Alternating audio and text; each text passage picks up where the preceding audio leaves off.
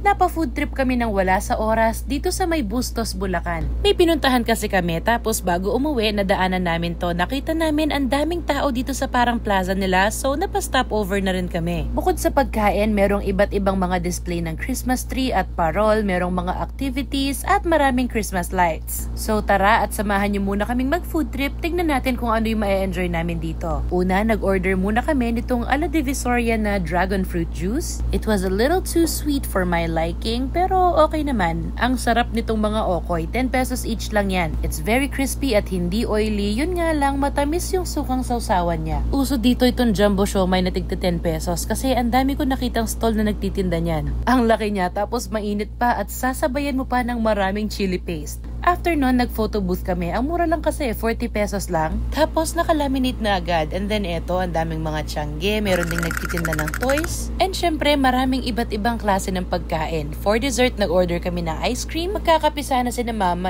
Kaso yung mga nagtitinda ng kape, naubusan daw ng hot water. So, tumambay na lang muna kami dyan at nag-drive-thru ng kape bago umuwi.